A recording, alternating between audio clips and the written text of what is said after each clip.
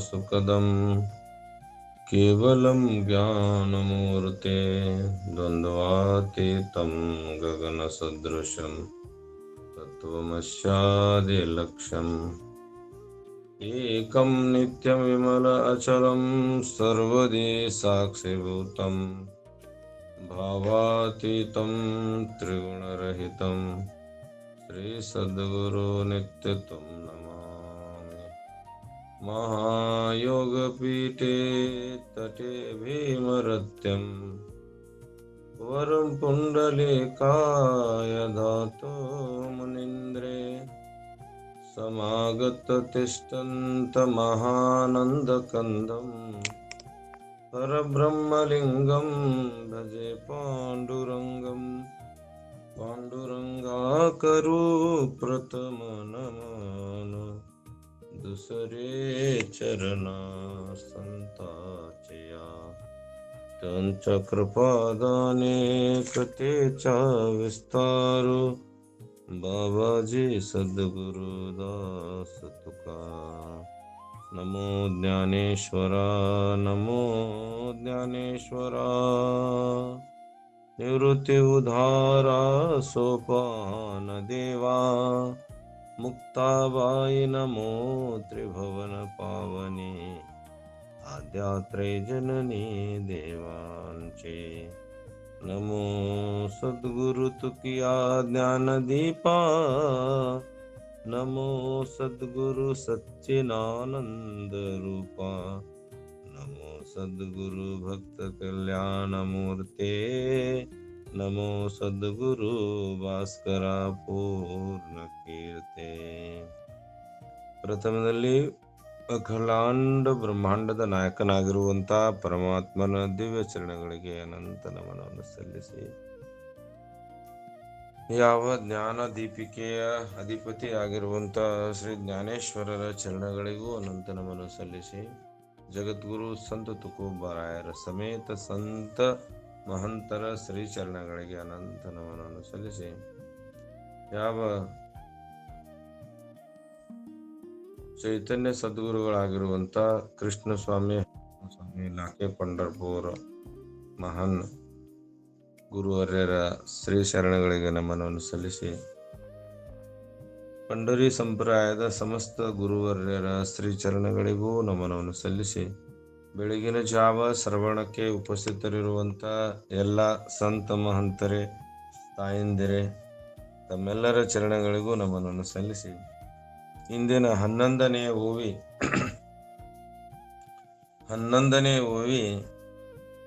ನಿನ್ನೆ ನಮ್ಮನ್ನು ಹೇಳ್ತಾ ಬಂದರು. 10ನೇ ಓವಿಯಲ್ಲಿ ಏನು ಹೇಳಿದರು ಅಂತ ಹೇಳಿದ್ರ, ದರ್ಶನ ಸರ್ವ ಸ್ಮೃತಿಕಾರರು ದರ್ಶನ ಶ್ರುತಿ ತಾತ್ಪರ್ಯ ಸಾಕ್ಷಾತ್ ಅದ್ವೈತ ಪ್ರತಿಪಾದನ. ಏನೈತ್ರಿ ಈ ಗ್ರಂಥದ ಮುಖ್ಯ ಉದ್ದೇಶ ಅದ್ವೈತ ಪ್ರತಿಪಾದನ. ಈ ಅದ್ವೈತ ಪ್ರತಿಪಾದನೆ ಮಾಡೋ ಸಂಬಂಧನೇ ನಮ್ಮೆಲ್ಲರ ಭ್ರಾಂತಿ, ನಮ್ಮೊಳಗಡೆ ಇರುವಂತ ಭ್ರಾಂತಿ ಯಾವುದಾದ್ರಿ ದ್ವೈತ ಅಂದ್ರೆ ದೇವರ ಇಬ್ರಾನ ಅನ್ನುವಂತ ಭ್ರಾಂತಿ ನಮ್ಮೊಳಗಿರ್ತದೆ. ಆ ಭ್ರಾಂತಿಯನ್ನು ತೆಗೆಯುವುಗೋಸ್ಕರ ಅದರ ತಾತ್ಪರ್ಯ, ಆ ತಾತ್ಪರ್ಯನೇ ಇವತ್ತ ನಮ್ಮೆಲ್ಲರ ಈ ಗ್ರಂಥ ಏನ ತಂದು ಕೊಡ್ತದ್ರಿ. ಜ್ಞಾನೇಶ್ವರ ಮಹಾರಾಜರು ಏನ್ ಹೇಳ್ತಾರ ಅಂದ್ರ, ದ್ವೈತ ಬುದ್ಧಿ ತೆಗೆದು ಅದ್ವೈತ ಈ ಗ್ರಂಥದ ಮುಖ್ಯ ಉದ್ದೇಶ, ಲಾಭದ. ಎಲ್ಲರಿಗ ಏನಿರ್ತದ, ಬಂದು ನೋಡಿದ್ರಲ್ಲ ಸಿಗ್ತದ, ಏನ್ರಿ ಜ್ಞಾನೇಶ್ವರಿ ಹಚ್ಚಾರ ಏನೈತದ್ರಾಗ ಅನ್ನುವಂತ ದ್ವೈತ ಬುದ್ಧಿ ಅದ. ಅಂಥವ್ರಿಗೆ ಈ ಗ್ರಂಥ ತಿಳಿಯಂಗಿಲ್ಲ. ಯಾಕಂತ ಹೇಳಿದ್ರ, ಯಾವ್ದಾದ್ರೂ ಒಂದು ಗ್ರಂಥಗಳ ಅಭ್ಯಾಸ ಮಾಡ್ಬೇಕಾಗಿತ್ತಂದ್ರೆ ಸುಮ್ಮನೆ ಯಾರು ಬರೆದಿರುವುದಿಲ್ಲ. ಆ ಗ್ರಂಥದಲ್ಲಿ ಸರ್ವ ದುಃಖದ ನಿವೃತ್ತಿ ಪರಮಾನಂದ ಪ್ರಾಪ್ತಿನೇ ಅದ.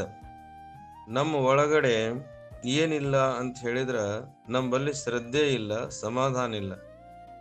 ನಾವು ಏನ್ ಮಾಡ್ತೀವಿ ಅಂತ ಹೇಳಿದ್ರ, ನಮಗ ಒಂದೇ ದಿವಸಕ್ಕೆ ಅದರ ಫಲ ಸಿಗಲಿ ಅನ್ನೋದೇನೈತಲ್ಲ, ಇದು ನಮ್ಮಲ್ಲಿ ಎಷ್ಟೋ ಜನ್ಮ ನಾವು ಅಭ್ಯಾಸ ಮಾಡಿದ್ರು ನಮ್ಮೊಳಗೆ ಇನ್ನೂ ಏನು ಉಳ್ದದಪ್ಪ ಅಂತ ಹೇಳಿದ್ರ, ಏನು ಉಳ್ದದ್ರಿ ನಮ್ಮೊಳಗ?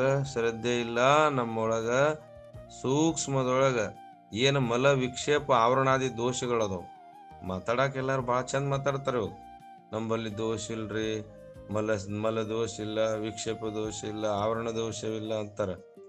ಆದ್ರ ಇದು ಯಾವಾಗ ಅನುಭವಕ್ಕೆ ಬರ್ತದಲ್ಲ ಅವ್ರಿಗೆ ಗೊತ್ತಾಗ್ತದ. ಯಾಕಂದ್ರ ಈ ಗ್ರಂಥ ಎಷ್ಟು ಅದ್ಭುತ ಅದಲ್ಲ, ಇದು ಮುಂದೆ ಬರ್ತಾ ಬರ್ತಾ ಗೊತ್ತಾಗ್ತೈತಿ ನಿಮ್ಗೆ. ಯಾಕಂದ್ರೆ ಇವತ್ತು ಗಿಡ ಹಚ್ಚಿವಿ ಅಂದ ತಕ್ಷಣ ಗಿಡ ಏನ್ರಪ್ಪ ಅಂದ್ರೆ ಇವತ್ತ ಅದು ಹಣ್ಣು ಕೊಡೋದಿಲ್ಲ, ಇವತ್ತ ಹಣ್ಣು ಕೊಡಲ್ಲ, ಅದಕ್ಕೆ ಸಮಯ ಇರ್ತದೆ. ಯಾರಿಗೆ ನಿಮ್ಮ ವಾರ್ಕರಿ ಸಂಪ್ರದಾಯ ಆಗಿರ್ಬೋದು, ಸಂತ ಸಂಪ್ರದಾಯ ನಿಮಗೆ ಅದರ ಆನಂದ ತಗೋಬೇಕಂತ ನಿಮ್ಮ ಒಳಗೆ ಅದ, ಅವ್ರು ಇದನ್ನು ಕೇಳ್ತಾರ.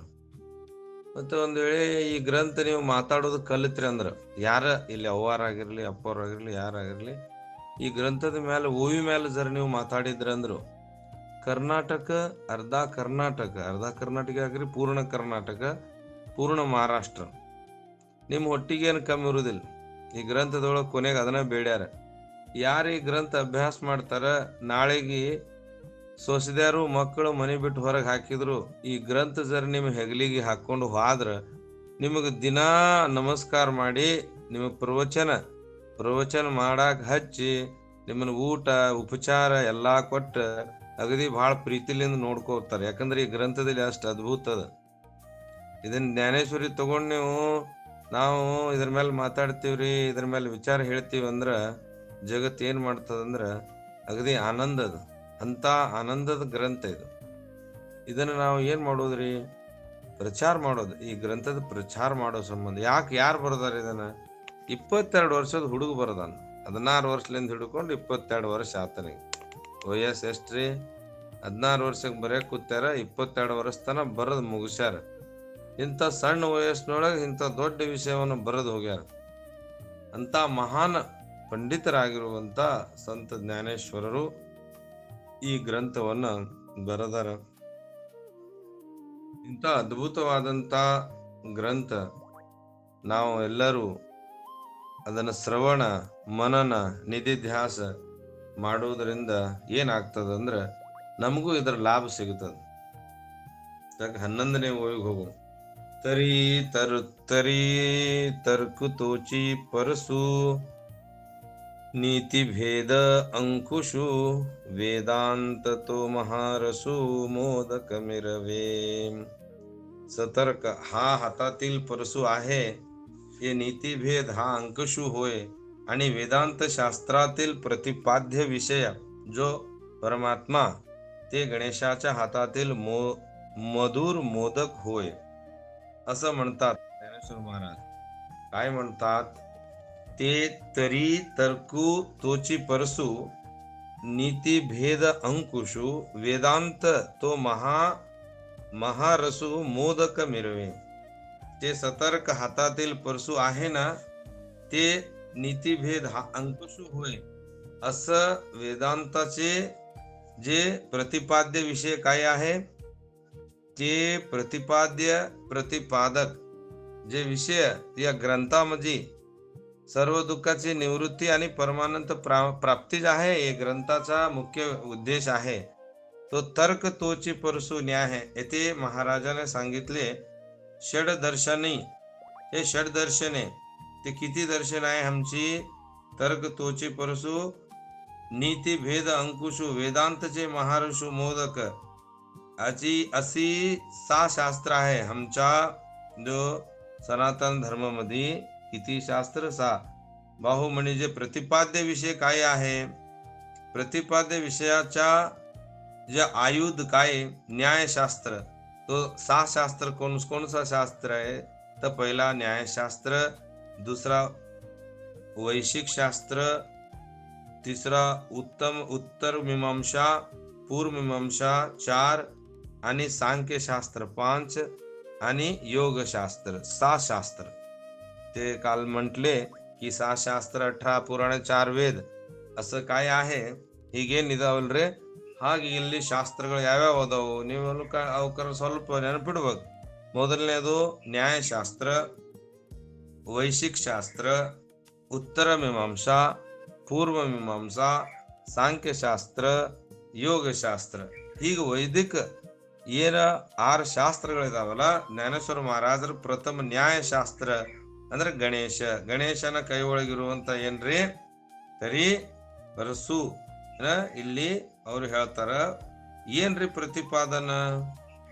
ಇಲ್ಲಿ ಜೀವ ಮತ್ತು ಶಿವನ ಪ್ರತಿಪಾದ್ಯ ಪ್ರತಿಪಾದನ್ ಏನಾದ್ರಿ ಇಲ್ಲಿ ಗಣೇಶ್ ಹೇಳ್ತಾರ. ಈ ಉತ್ತಮವಾಗಿರುವಂತ ಯಾವ ಪರಸು ಅದರ ಉಪಯೋಗ ಏನದ್ರಿ ಅಂದ್ರ ಅದ್ವೈತ ಬ್ರಹ್ಮಜ್ಞಾನ. ಯಾವ ಬ್ರಹ್ಮಜ್ಞಾನ? ಅದ್ವೈತ ಬ್ರಹ್ಮಜ್ಞಾನ ಹೇಳಕ ಹೊಂಟರಿ. ಅಂತ ಅದ್ವೈತ ಬ್ರಹ್ಮಜ್ಞಾನದಿಂದ ಏನಾಗ್ತದ? ನಂಬಲ್ಲಿ ದ್ವೈತದಿಂದ ಏನಾಗಿರ್ತದ? ಸಂಶಯ, ನಮ್ಮೊಳಗ ಸಂಶಯ ಉತ್ಪನ್ನ ಆಗಿರ್ತದ. ಅಂತ ಸಂಶಯ ಈ ವೇದಾಂತ ಶುದ್ಧ ಬ್ರಹ್ಮಜ್ಞಾನ ಈ ಶುದ್ಧ ಬ್ರಹ್ಮಜ್ಞಾನದಿಂದ ನಮ್ಮ ಏನಾಗ್ತದ್ರಿ? ಅಂತಃಕರಣ ಶುದ್ಧ ಆಗ್ತದ. ವೇದಾಂತ ಕೇಳೋದ್ರಿಂದ, ವೇದದ ಮಹಾವಾಕ್ಯಗಳು ಕೇಳೋದ್ರಿಂದ ನಮ್ಮ ಅಂತಃಕರಣ ಶುದ್ಧ ಆಗ್ತದ. ಅದಕ್ಕಾಗಿ ಯಾವುದಾದ್ರೂ ಸ್ವಲ್ಪ ಸಮಾಧಾನ ಇದ್ರ ಶಾಸ್ತ್ರ ಏನಂತ ತಿಳಿತದೆ. ಅಂತ ಗುರು ಸುಮ್ಮನೆ ಹೇಳಿರುವುದಿಲ್ಲ, ಇದರೊಳಗ ಗೂಢಾರ್ಥದ, ಅದ್ಭುತ ಗ್ರಂಥದ. ಇಂಥ ಈ ಅನಂತ ಜನ್ಮದ ಇರುವಂತ ಅಜ್ಞಾನವನ್ನ ನಮ್ಮನ್ನ ಸುಜ್ಞಾನಕ್ಕೆ ತೆಗೆದುಕೊಂಡು ಹೋಗುವಂತ ವೇದಾಂತದ ವಿಚಾರ. ನೀತಿ ಭೇದ ಅಂಕುಶ ಷಡದರ್ಶನೆ ಅಂತೇಳಿ, ನೀತಿ ಭೇದ ಅಂತ ಹೇಳಿದ್ರ ದರ್ಶನ ಅಂದ್ರೆ ಏನ್ರಿ? ಅದೇ ಜೀವ ಇರುವಂತ ಶಿವನ ದರ್ಶನ, ಜ್ಞಾನ, ಆತ್ಮಜ್ಞಾನ. ಇಂಥ ಆತ್ಮಜ್ಞಾನ ಮಾಡಿಸುವಂತ ಅದ್ಭುತವಾದಂತ ಗ್ರಂಥ. ಈ ಗ್ರಂಥದ ಪ್ರತಿಪಾದ್ಯ ಏನಪ್ಪ? ಪ್ರತಿಪಾದನೆ ಏನ್ ಮಾಡಾಕತ್ತಾರ ಅಂದ್ರ, ಇಲ್ಲಿ ಪ್ರತಿಪಾದನ ಅಜ್ಞಾನದ ನಿವೃತ್ತಿ, ಪರಮಾನಂದ ಪ್ರಾಪ್ತಿ, ಇದ್ರ ಮುಖ್ಯ ಉದ್ದೇಶ. ಅದಕ್ಕಾಗಿ ಅವರು ವೇದಾಂತದ ದರ್ಶನ ಪರಮಾನಂದ ಪ್ರಾಪ್ತಿನೇ ಅದು. ಏನದ್ರಿ? ವೇದಾಂತ ದರ್ಶನದ ಮುಖ್ಯ ಉದ್ದೇಶ ಏನದ? ದರ್ಶನ, ಪರಮಾನಂದ ಪ್ರಾಪ್ತಿ. ಅದಕ್ಕಾಗಿನೇ ಗಣೇಶ ಕೈ ಒಳಗಿರುವಂತ ಮಧುರ मोदक ಏನ್ರಿ? मधुर आहे. ते मोदक काय आहे? मधुर. उपमा दिलेला आहे. ते हातात जे गणेशाच्या हातात आहे ते काय आहे? मधुर आहे. ते ज्ञानेश्वर महाराज म्हणतात की असा मधुर तुमच्या निसंदेह, ते तुमचे मनामध्ये काय संशय आहे, द्वैत आहे, ते द्वैत काढून अद्वैताच्या ते असा अंकुश जे हातातील मधुर आहे, तसाच तुमचा एक ग्रंथाचा मुख्य उद्देश आहे की अज्ञानाची निवृत्ती आणि परमानंदी प्राप्तीचा हे मुख्य उद्देश आहे. असं वेदांत दर्शन परमानंद प्राप्ती आहे. ते वेदांताचा दर्शनाचा जे काय आहे? उत्तरी मीमांसा आणि उत्तरी मीमांसा दर्शन असे ಜ್ಞಾನೇಶ್ವರ ಮಹಾರಾಜ್ ಏನ್ ಹೇಳ್ತಾರ ಅಂತ ಹೇಳಿದ್ರ, ನೋಡ್ರಿ, ನಿಮ್ಮ ಮುಖ್ಯ ಉದ್ದೇಶ ಏನ್ರಿ? ಜ್ಞಾನೇಶ್ವರಿ ಯಾಕೆ ಕೇಳಬೇಕು? ನಮಗೇನ್ ಲಾಭ ಆಗ್ತದ್ರಿ ಅಂತ ನೀವೆಲ್ಲಾರು ಹೇಳ್ಬೋದು. ಏನ್ ಲಾಭ ಆಗತ್ತಂತಂದ್ರ, ಮನುಷ್ಯನಲ್ಲಿ ಇರುವಂತ ದ್ವೈತ ಬುದ್ಧಿ ಹೋಗುತ್ತದೆ. ಈಗ ಎಷ್ಟ ಜನ ಹೇಳ್ತಾರ, ನಾವು ದ್ವೈತ ಬುದ್ಧಿ ಬಿಟ್ಟಿವಿ ಅಂತಾರ. ಬಿಟ್ಟಿವಿ ಅನ್ನೋದನ್ನು ಬಿಟ್ಟಿಲ್ಲ, ಇನ್ನು ನಮಗ ದ್ವೈತ ಬುದ್ಧಿ ಇಲ್ರಿ ಅಂತಾರ. ಅಟ್ಟ ಸರಳ ಇರುದಿಲ್ಲ ಅದು. ಯಾಕಂತ ಹೇಳಿದ್ರ, ನಮ್ಮಲ್ಲಿ ಒಳಗ ಯಾವಾಗ ನಮ್ಮ ಮನಸ್ಸು ಒಂದ್ ಕಡೆ ನೆಲೆ ನಿಲ್ತದ, ಅವಾಗ ನಾವು ಏನಾರ ಆನಂದ ಪಡಿತೀವಿ. ನಾವೇನ್ ಮಾಡಾಕತ್ತೀವಿ ಅಂದ್ರೆ, ಅಲ್ಲಿಟ್ಟ ಅಲ್ಲಿ ಚಲೋ ಗುರು ಅದಾನ, ಅಲ್ಲಿ ಚಲೋ ಗುರು ಅನ, ಅಲ್ಲಿ ಭಾರಿ ಹೇಳ್ತಾರ, ಇಲ್ಲಿ ಭಾರಿ ಹೇಳ್ತಾರ, ಆ ಗ್ರಂಥ ಭಾರಿ ಅದ, ಈ ಗ್ರಂಥ ಭಾರಿ ಅದ. ಹಿಂಗ ನಮಗ್ ಏನಾಗೈತಿ? ಪೂರಾ ದೇಶ ತಿರ್ಗಾಡೋದು. ಹಿಂಗ ಆಗೋದ್ರಿಂದ ಎಂದು ಜ್ಞಾನ ಪ್ರಾಪ್ತಿ ಆಗೋದಿಲ್ಲ. ವೇದಾಂತ ದರ್ಶನ ಪರಮಾನಂದ ಪ್ರಾಪ್ತಿ, ದ್ವೈತ ಬುದ್ಧಿ ಹೋಗ್ತದ. ಈ ಗ್ರಂಥದ ಮುಖ್ಯ ಉದ್ದೇಶ ಏನದ ಅಂದ್ರ ದ್ವೈತ ಬುದ್ಧಿ, ದ್ವೈತಾಚೆ ನಾಶ ಹೋಗ್ತತಿ ಈ ಜ್ಞಾನಚ. ते एक हाती दंतू जो स्वभावत खंडित तो द्वैत मती संकेतू वार्तार्तिकांचा. असं गणेशाच्या एक हातात जो दांत आहे तो बौद्ध मताचे आपोआप ते खंडन करणारा या वार्तकींचा संकेत आहे.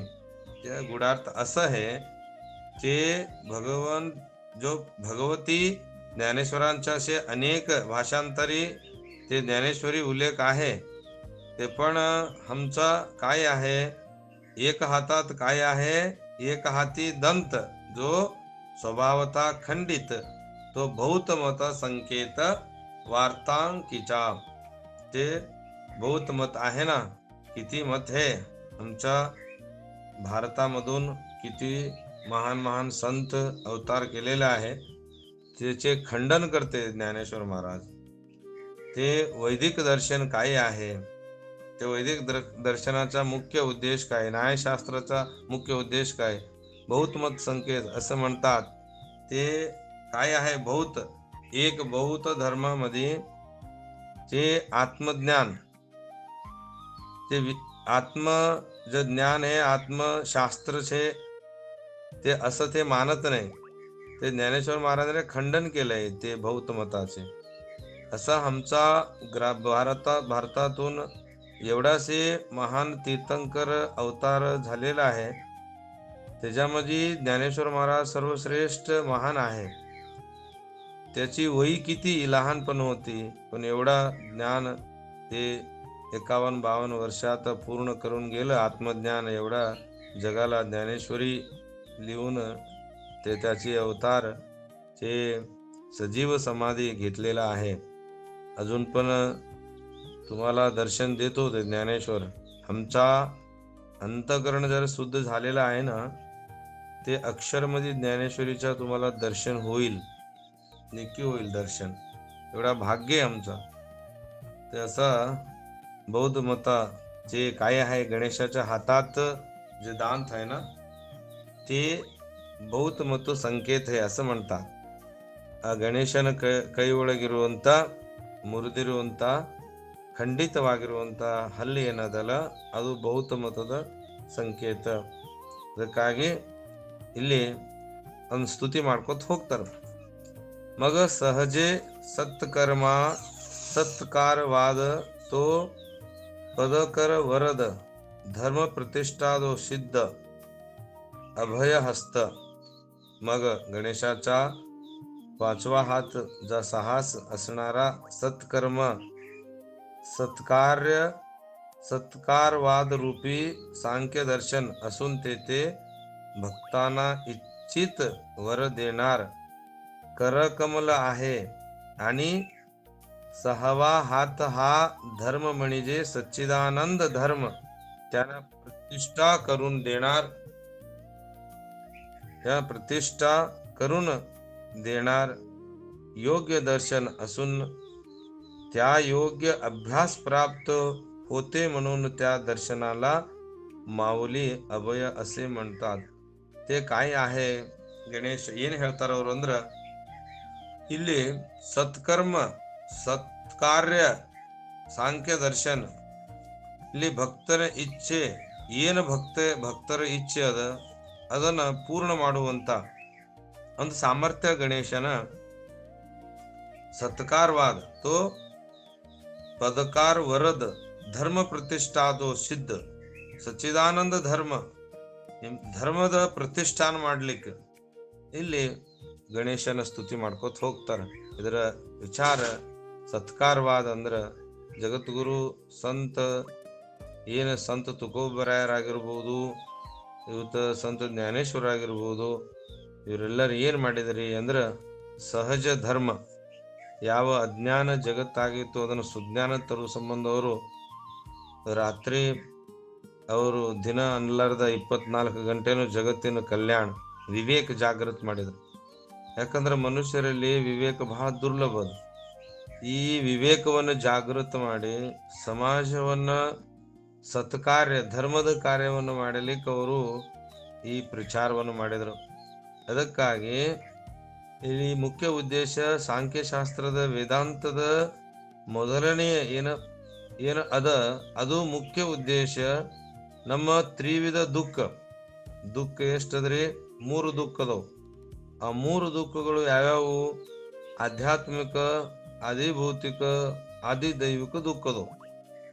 ಏನವು ದುಃಖ? 3 ದುಃಖದ ವಿಷಯ ಏನ್ರಿ? ಆಧ್ಯಾತ್ಮಿಕ ದುಃಖ ಅಂದ್ರ ನಾವೇ ಉಂಡು ತಿಂದು ಮಾಡ್ಕೊಳ್ಳುವಂತ ದುಃಖ.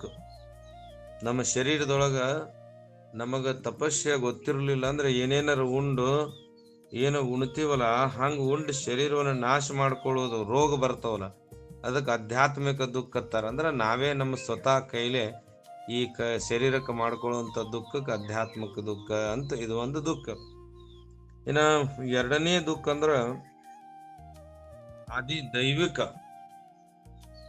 ದೈವಿಕ ದುಃಖ.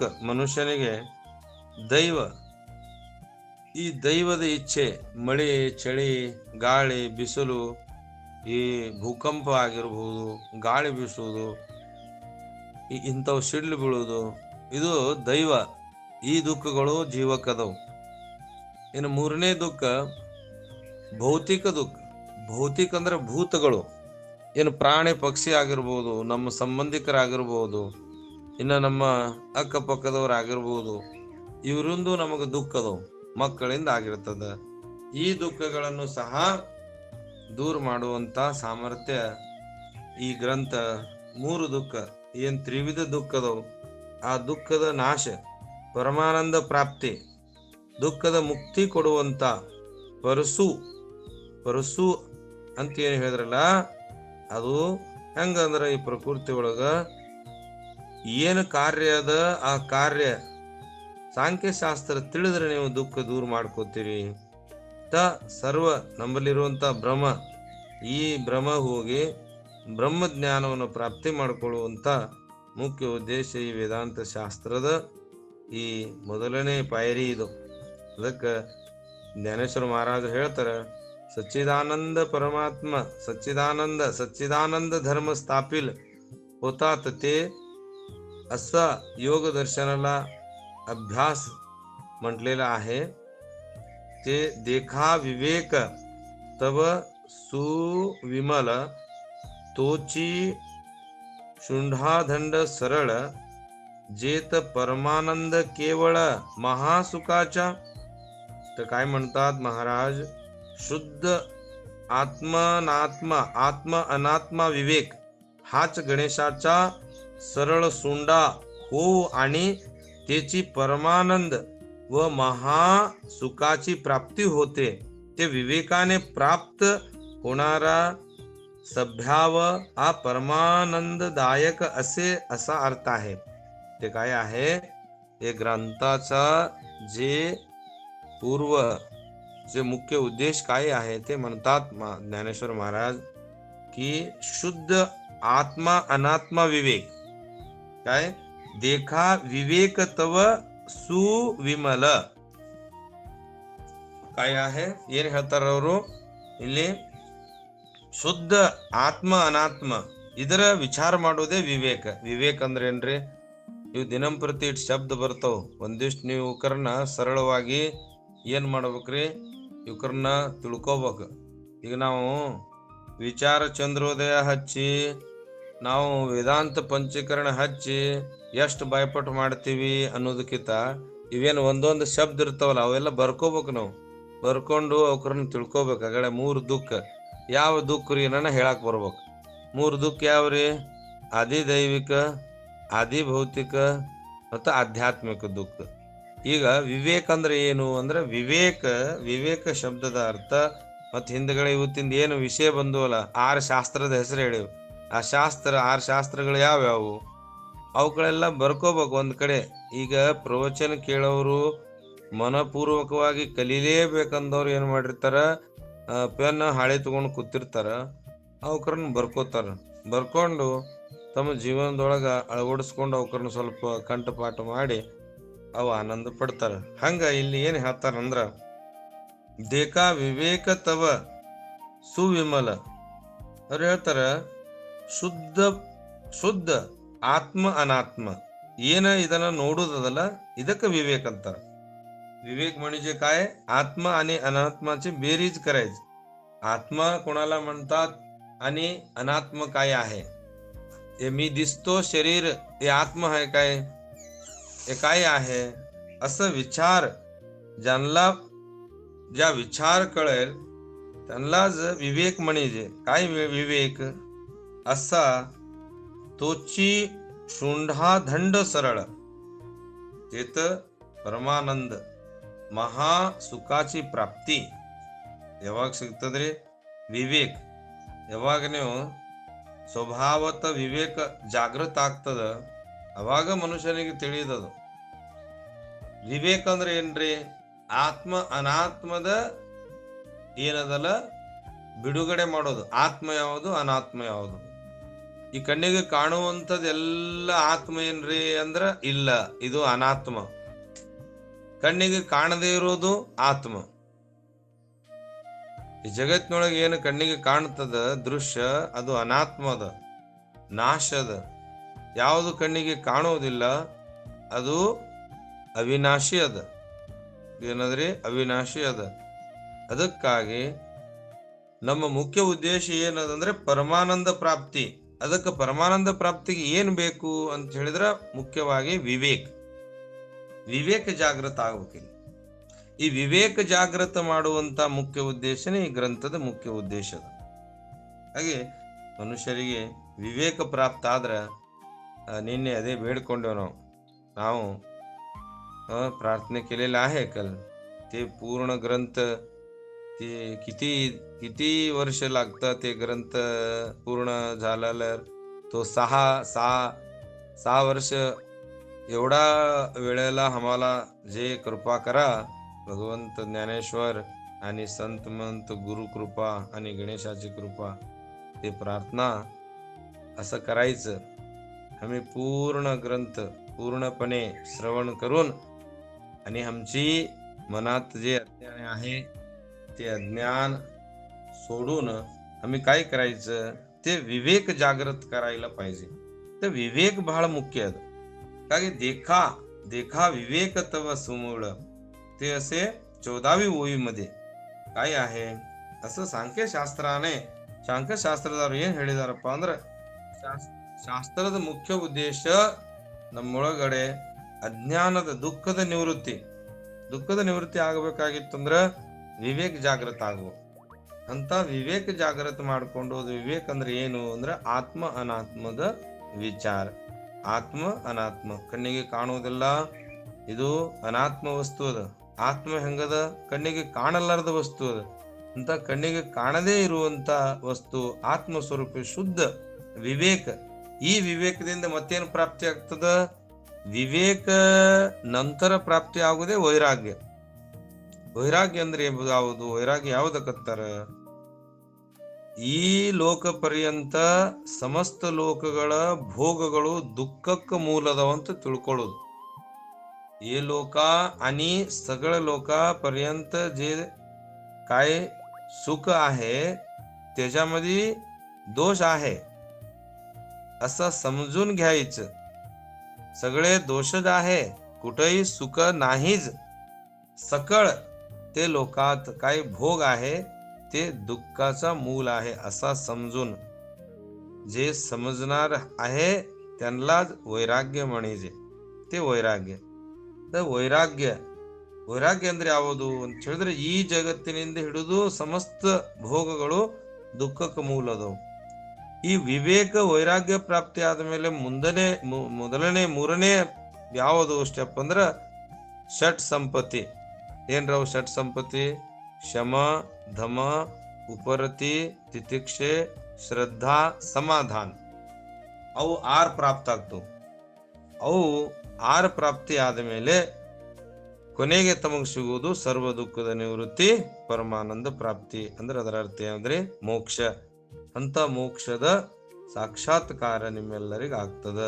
ತರಿ ಸಂವಾದ ತೋಚಿ ದರ್ಶನ ಜೆ ಸಮತಾ ಶುಭ್ರಮಣಿ ಬ್ರವರ್ಣ ದೇವ ಉನ್ಮೇಷ ಸೂಕ್ಷ್ಮೇಕ್ಷಣ विघ्नराजा म्हणजे सर्व दर्शनाची एक वाक्यातात हाच गणेशाच्या मुखातून जे शुभ्र एक सारखा समान असलेला दात होय, हा सर्व विघ्नाचा शास्त्र असा गणेश उन्मेष म्हणजे अद्वैत ज्ञानरूपी सूक्ष्म सृष्टी असलेला देव होय. तो ಇಲ್ಲಿ ಏನ್ ಹೇಳ್ತಾರ ಅವರು? ಸರ್ವ ಎಲ್ಲಾ ದೇವರ ಪ್ರಮುಖನಾಗಿರುವಂತ ಯಾ ದೇವರ ಶಿರೋಮಣಿ ಆಗಿರುವಂತ ಗಣನಾಥ, ನೀವು ಶುಭ್ರವಾಗಿರುವಂತ ಏಕದಂತ ಏಕದಂತ ಈ ಏಕದಂತದ ವಿಷಯ ಏನಪ್ಪಾ ಅಂದ್ರ ಅದ್ವೈತ ಜ್ಞಾನ ರೂಪಿ ಸೂಕ್ಷ್ಮ ದೃಷ್ಟಿ. ಸೂಕ್ಷ್ಮ ದೃಷ್ಟಿ ಯಾಕಂತ ಹೇಳಿದ್ರ ನಮ್ಮೆಲ್ಲರಿಗೆ ವೈದಿಕೀಯ ಷಡ್ದರ್ಶನ ಏನದ ಇದ್ರ ವಿಚಾರ ತಿಳ್ಕೊಳಕ ಬಂದವ್ರು ನಾವೆಲ್ಲರೂ. ದರ್ಶನ ಮಾಡ್ಕೊಳಕ ಬಂದೀವಿ. ನಾವೆಲ್ಲಿ ದರ್ಶನ ಮಾಡಕ್ ಹೊಂತೀವಿ? ಎಲ್ಲಾರು ದರ್ಶನ ಆತೇನ್ರಿ? ಹಾ, ದರ್ಶನ झाले महाराज, हमचे दर्शन झाले आहे. ಒಂದು ಸಲ ದರ್ಶನ ಆದ್ರೆ ಮತ್ತೆ ದೇವರ ದರ್ಶನ ಆದ್ಮೇಲೆ ದುಃಖ ಹೋಗ್ಬೇಕಿತ್ತಲ್ಲ, ಯಾಕೆ ಹೋಗ್ಲಿಲ್ಲ? ಹಿಂಗ ಎಷ್ಟೋ ಪಂಡರ್ಪುರದಾಗ ದರ್ಶನ ಮಾಡಿವ್ ನಾವು. ಆ ದರ್ಶನ ಅಲ್ಲ, ಆತ್ಮಜ್ಞಾನದ ದರ್ಶನ. ಹಂಗ ಒಂದ್ ಸಲ ನಿಮಗ ದರ್ಶನ ಆಗಿತ್ತಂದ್ರ ದುಃಖ ಬಿಟ್ಟು ಹೋಗ್ಬೇಕಿತ್ತವು. ಯಾಕೆ ಹೋಗ್ಲಿಲ್ಲ? ಮತ್ತೆ ಯಾಕೆ ಅಳಾಕತ್ತೀರಿ? ತಾವು ಮಾಡಿರುವಂತ ದರ್ಶನ ಏನದ ಅಂದ್ರ ಮೂರ್ತಿ ದರ್ಶನ ಮಾಡಿದ್ರಿ. ಹಾಗಾದ್ರೆ ಚೈತನ್ಯ ಪರಬ್ರಹ್ಮನ ದರ್ಶನ ಯಾವಾಗ ಆಗ್ತದ? ಶ್ರೋತ್ರಿಯ ಬ್ರಹ್ಮನಿಷ್ಠ ಗುರುಗಳ ಸಮ್ಮುಖದೊಳಗೆ ಕೂತ್ಕೊಂಡು ಪರಬ್ರಹ್ಮ, ಸೃಷ್ಟಿ, ಜೀವ ಈ ಮೂರರ ವಿಷಯ ಯಾವಾಗ ತಿಳಿತದ ಅವಾಗ ಮನುಷ್ಯನಿಗೆ ಏನಾಗ್ತದ್ರಿ ಅಂತ ಹೇಳಿದ್ರ ಅಜ್ಞಾನದ ನಿವೃತ್ತಿ ಆಗಿ ಪರಮಾನಂದ ಪ್ರಾಪ್ತಿ ಆಗುವಂತ. ಹೀಗೆ ಇಲ್ಲಿ 5 ಓವಿ, ದಿನಕ್ಕೆ 5 ಓವಿ ತಾತ್ಪರ್ಯ ಇಲ್ಲಿ ತನ ಹೇಳ್ಕೊತ ಬಂದ್ರು. ಹೇಳು ತಾತ್ಪರ್ಯ ಅಷ್ಟೇ ಅದ. ಈ ಸಂವಾದ ಏನದಲ್ಲ ದರ್ಶನ. 15ನೇ ಓವಿಲಿ ಹೇಳ್ತಾರ ದರ್ಶನ. ಏನ್ರಿ ದರ್ಶನ? ಆತ್ಮಜ್ಞಾನದ ದರ್ಶನ. ಅಂತ ಆತ್ಮಜ್ಞಾನದ ದರ್ಶನ ಆತಂದ್ರ ನಮ್ಮೊಳಗಡೆ ಇರುವಂತ ಅಜ್ಞಾನದ ನಿವೃತ್ತಿ ಆಗಿ ಪರಮಾನಂದ ಪ್ರಾಪ್ತಿ ನಮ್ಮೆಲ್ಲರಿಗೆ ಪ್ರಾಪ್ತಿ ಆಗ್ತದ. ಅದಕ್ಕೆ ಸುಂದರವಾಗಿ ಜ್ಞಾನೇಶ್ವರ ಮಾೌಲಿಯವರು ಈ ಜಗತ್ತಿನೊಳಗ ಅದ್ಭುತವಾದಂತ ಜ್ಞಾನವನ್ನು ಹೇಳ್ಕೊತ ಬಂದಾರ. तुम्ही ಎಲ್ಲರೂ ನೀವು 5 गंटेಗೆ जॉइन ಆಗ್ಬೇಕು. तुम्ही सकाळी 5 वाजता जॉइन करा, नाहीतर तुम्हाला कळलं नाही ते काय सांगितले एक ओवी मध्ये काय. आणि तुम्ही सगळ्याने किती तुमच्या सामर्थ्यावरून 1 2 3 4 5 असं ओवीचा तुम्ही कंठस्थ करून आणि ते 5 वाज बरोबर 5 वाजेला तुम्ही प्रार्थना चालू होईल त्याची ओवीची सांगायला तेच प्रार्थना आहे असं तुम्ही सगळं जण करायला पाहिजे. 1 ओवी 2 ओवी 3 ओवी 4 ओवी आणि 5 ओवी असं आज जे सांगितले काही ज्ञानेश्वर महाराजांनी दिलेले असे विषय शब्द ते आता चरणातून समर्पण करून सगळ्याला रामकृष्ण रे, ಎಲ್ಲರಿಗೆ ರಾಮಕೃಷ್ಣ ರೇ.